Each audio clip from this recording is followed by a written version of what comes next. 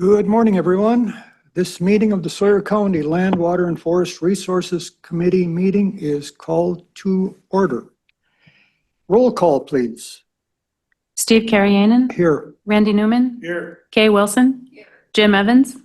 Dale Magnuson. Here. You have a quorum? We'll rise for the Pledge of Allegiance. Pledge allegiance to the flag of the United States of America and to the republic for which it stands, one nation, under God, indivisible, with liberty and justice for all.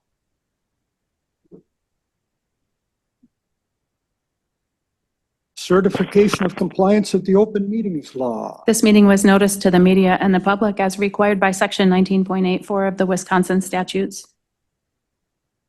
Meeting agenda is set at this time. If anyone wishes to make a public comment, please address it to the committee as a whole and not to individual committee members, and limit your comments to 3 minutes or less. Anyone here with comments?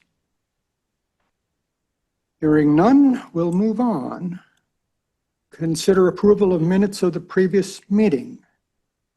So move. Second. We have a motion by Randy Newman and a second by Jim Evans. All in favor? Aye. Aye. Aye. Opposed? Motion carries. We'll skip down to the Register of Deeds report. Good morning. We had transfer fees in July was just under 100,000, and then we received 112,000 last month, so that was wonderful. And just really busy with vital records and Laredo monthly, the sales are coming in, so the title companies are really busy. So it's been just a great summer overall. And just got back from Wisconsin Dells last night. And then I have another conference again next month. So if you guys have any questions. Thank you much. I apologize. I skipped item number 8, events. Are there any events to consider? No applications this month. No applications. Okay. All right. Thank you. Okay. Item number 11 on the agenda, land records and county survey report. Item A, land information office report. Oh, you can move on to the 2 other reports our office has, and if you have any questions, let me know. A real property lister report.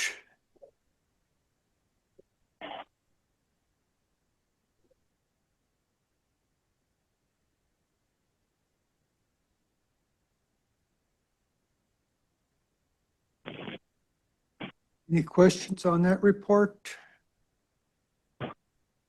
Hearing none, I guess we'll go to the county surveyor report.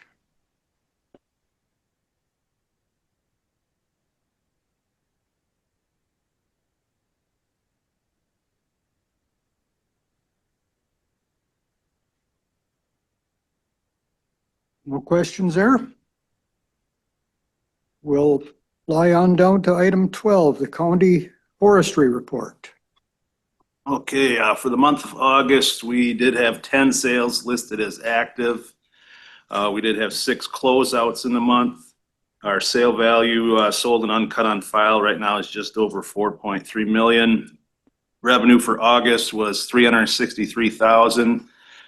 So our year to date, we're just shy of 1.7 million. So we're well on target to hit our revenue budget for the year. Things seem to be going pretty well. Sale inspections are on target for the level of sale activity. We did have 4 tracts turned in for review and approval this month, and we're working on our fall timber sale bid prospectus right now. That should be going out the first or second week of October. Recon acres, we're on target for our goal there.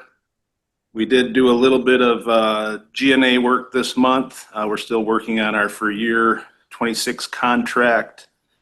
Oak wilt, this continues to be an issue this year. We've got quite a few noted infected trees that we've been treating on the county forest.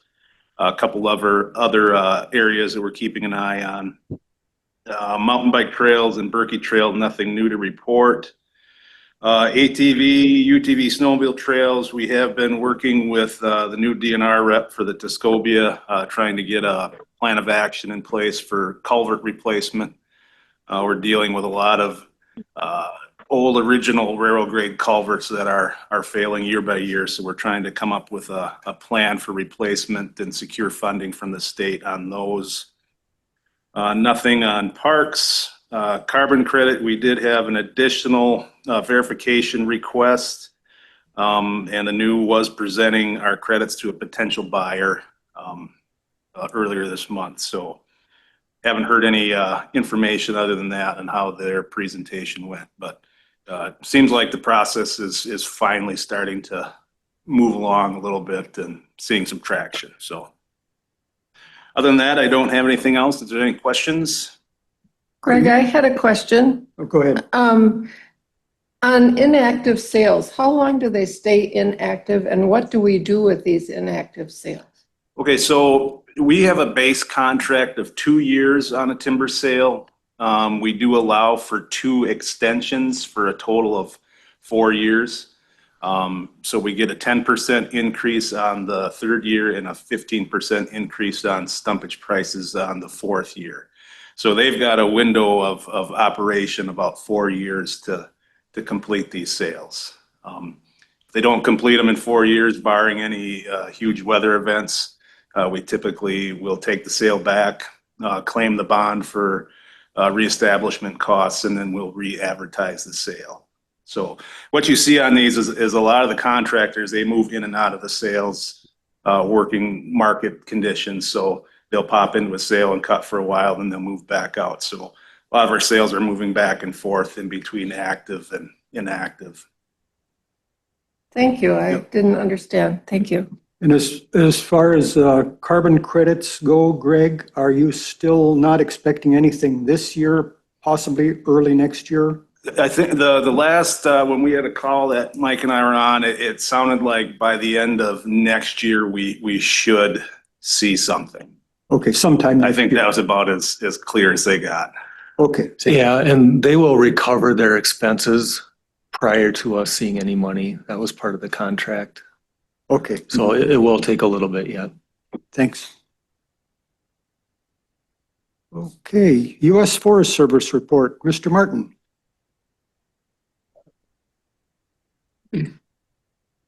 Well, good morning. My name is Mike Martin. I work as the district ranger on the Great Divide Ranger District. I appreciate Steve's invitation to come down here roughly quarterly just to share information about activity on the National Forest and just provide any updates and answer questions that you might have. So thank you for your time today. Right now, we're getting ready to change on our fiscal year, which is our calendar for tracking sale activity, which is October 1st. So this year for Great Divide Ranger District, we had about 9 sales on the books. We'd have been able to sell all but 7 right now. And so, 6, and have 3 more to offer in this coming year in the next 3 weeks. So we're moving on that for about 21 million board feet, and that's allowing us just to treat the land and move the acres. Today, we do have 6 sales, I believe, going active with the U.S. Forest Service G&A bid opening. So that's additional acres on the National Forest that'll be treated through our partners with the DNR. One project to note that's in the scoping phase right now, where we're actually asking for comments, is our West Zone Aspen and Fir project. It's a very large project that covers 3 districts, so from about Bayfield down to Medford. And we're looking at our older aspen age classes, trying to go in and capture that material, but also keep the age classes in check there. And so that's about 49,000 acres of treatments. And we're projecting out about 367 million board feet, out of that project. So the project is open for comment until the 29th of this month. If the board or any individuals so choose to comment on that, either support or questions, are welcome to receive that. Additionally, like Greg, we're chasing oak wilt right now. A lot of our pockets are being found in the Mequonico area and then staggering out up along 204 and some of the other roads on the interior of the forest. So that's a problem that's with us and we'll be managing for quite some time. In other business on the National Forest, the Day Lake Dam, which is in Bayfield County, but it's right at the point where three counties meet, Ashland, Bayfield, and Sawyer. We have a high hazard dam there with Day Lake, and it has a fatal flaw in it. And so the tow drains have failed, and we need to replace those next year. It's not in imminent danger of a release, but it's something that we need to pay attention to. So we're out for public comment on that project right now until the 19th. But our plans are to draw that impoundment down next fall and do the work and remove that. So if you have any questions about that, please feel free to reach out to our office. A couple other ones, Forest Road 164, we're going to be reconstructing 11 miles of that road just to help with our infrastructure for natural resource management. And then our recreation seasons right now, our camping seasons are starting to taper as kids go back to school, but our trail activity is starting to increase. So working with our partners, clearing, brushing, getting our trails ready for the winter ski seasons, but also the winter snowmobile seasons. That's just a quick snapshot of what's happening on the Great Divide, but I'd be happy to answer any questions that you might have regarding National Forest activity. Any questions? Can you say what you're doing to the dam at Day Lake? So there are drains in the bottom of the dam that are called tow drains, and they have failed and are collapsed, and they take excess water out. So they need to be dug up and replaced. We can't do that with a head of water behind it. It's a high hazard dam, and so we need to draw that water down, do the earthwork, and then raise the water again. So the primary concern is fisheries. There's a potential where you could have a huge impact to the fisheries. And so we're working with our DNR partners and our Forest Service fisheries biologists to really track that slow drawdown and monitor temperature so that we get an optimal temperature for fish survival and try to maintain enough water that they can make it while we do the work. If that's not possible, we will have some watercraft already staged in the body of water as it draws down that we can shock and relocate a good supply of fish out of that system and bring back in. So that's our plan. That's the concern with local residents in the Clam Lake area right now. Anybody else? Thank you very much, Mike. Thank you for your time. I seem to have skipped item B, Wisconsin DNR report. Yeah, so far for this fiscal year, we've completed 531 county hours. Our commitment to the county is 2,217, so we've completed about a quarter of our target. Most of that's been working on sale establishment, but then some recon as well. So on track there. Towards the end of this week, early next week, we'll begin work on site preparation using dozers to sterify for oak and white pine regen. So that'll be ongoing for the next month or so. We're targeting about 100 acres. So good acorn year this year to try and take advantage of that. Other news, we have the full partnership meeting with the county coming up end of this month on the 22nd. So that'll be kind of a look back on, what happened last year and look forward on, what we're planning ahead. Other news, just, been working on getting sales out ready for, the fall bid opening. So finishing up some field work and then getting those submitted to Greg to get those out. So that's pretty much all we have going on. Okay, thank you. Any questions?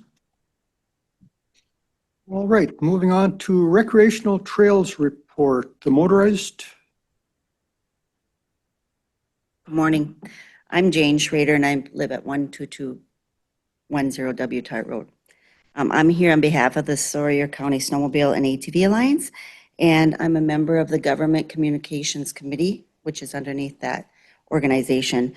Tim Davison is oftentimes here, but I am here in his replacement. So we just wanted to take a couple minutes just to share some things that are going on or have happened this summer. And first of all, the UTV off-road riding has been very popular this year, and especially this summer, and especially this past Labor Day weekend.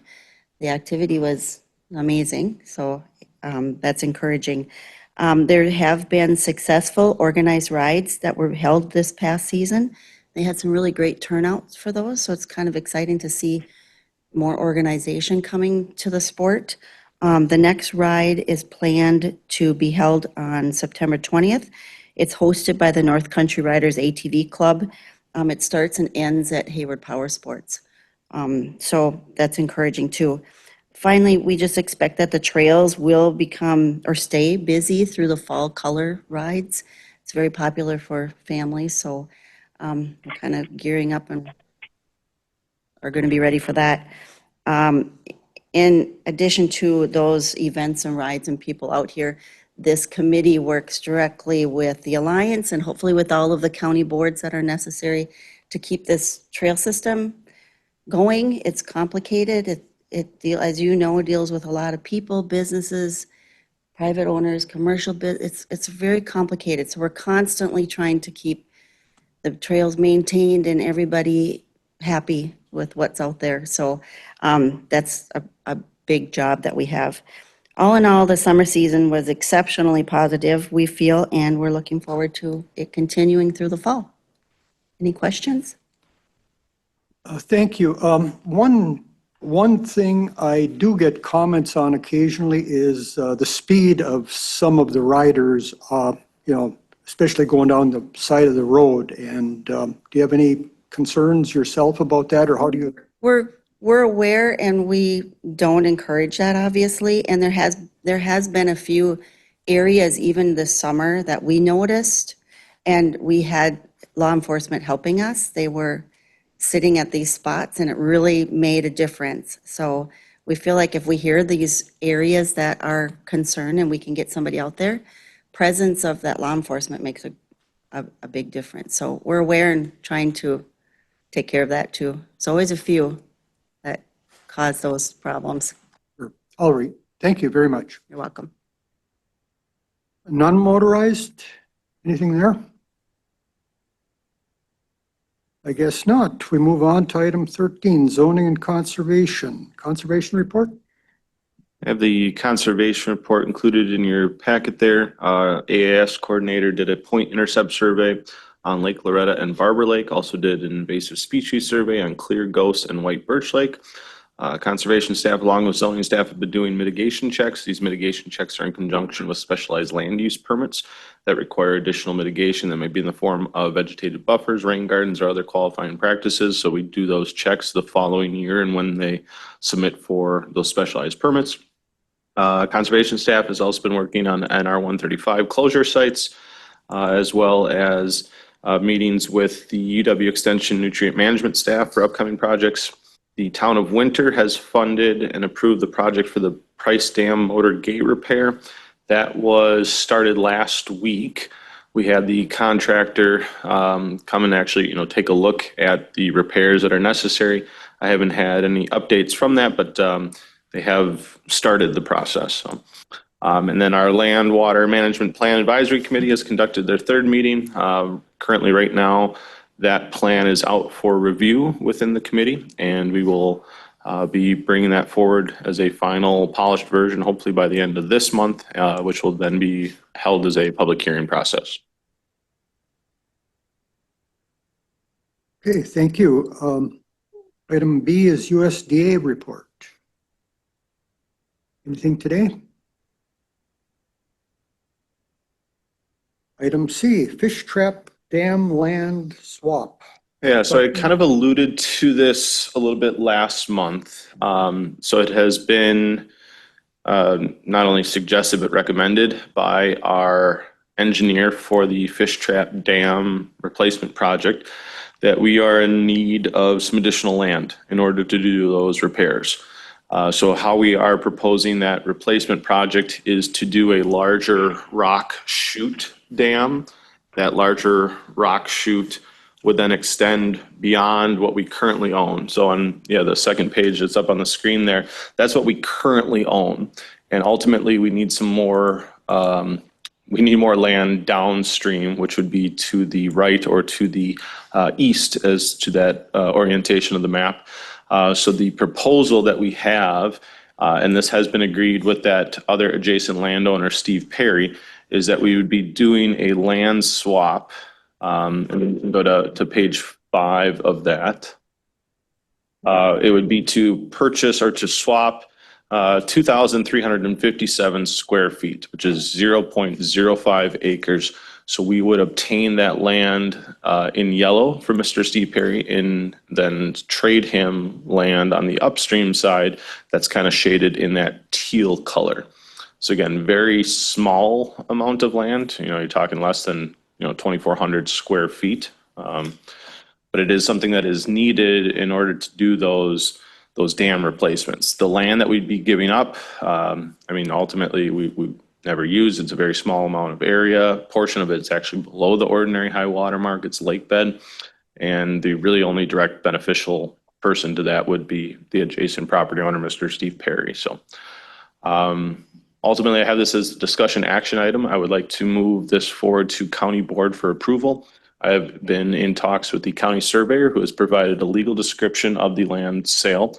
I have also been in conversations with land records, not to put Rachel on the spot, but I also wanted to talk to her as part of register of deeds. We, as communication and departmental wise, think we can provide the deeds ourselves to submit out to Mr. Perry to get this finalized. I don't see a need for this to go through attorneys for additional fees, for assessments for additional fees. We're talking a very small land area in conjunction with needing to do this for the repair and replacements of the fish trap dam. I'll make a motion to move this forward to the full board. And I'll second that. Okay, we have a motion by Mr. Evans and a second by Mr. Magnuson. Any further discussion? All in favor, say aye. Aye. Any opposed? Motion carries. Thank you. Okay, anything else on zoning and conservation? I guess not. Item 14, board appointed committee updates. We have anything there? Any correspondence reports from conferences and meetings? Future agenda items. Mr. Chairman, there's a treasurer's report. Did I miss that too? Okay. Good morning, everyone. I'm just updating on the county land sales. We sold 30, actually only 30 of the 37. There was one that withdrew his bid on one of those last 7. So we're sitting right around just over $288,000 that we got on these land sales. And these last 7 are going to be kind of tough to sell. They're just, one is roadways and stuff like that. So we're talking about maybe doing some other things to try and get them back on the tax roll, but they may not go back on the tax roll. So judgment date on August 11th, we acquired 7 properties pending the 90-day waiting period to preference to previous owners. 2 of those properties have occupied dwellings on them. So that's the treasurer's update. Any questions? Any questions? Thank you. So quick question on that. So for acquiring occupied dwellings, the county becomes responsible for them dwellings, maintenance, stuff like that? The ones that we acquired, yeah, they have been deeded over. They are in our name. So, but the act, they have 90 days that they can come back and pay everything off, and they get it back. Then we have to deed it back to them. So yeah, for 90 days, that's what's going on. So then, Mike, if we acquire that, do they pay the county to stay there then after that, or how does that work? If they don't pay back tax? After 90 days, Yeah, it's ours. It's ours. And then we're going to probably on those 2, we're going to have to do some kind of eviction process. Some of the other counties, just FYI, some of the other counties just sell them as is. And they let the new people who buy them deal with the eviction notice. So, but yeah, we have to wait 90 days. So October 11th, October 10th is when officially we can start selling the stuff. November. Okay, thank you. Any future agenda items? If not, I guess we are to item 17, which is adjournment. Thank you all.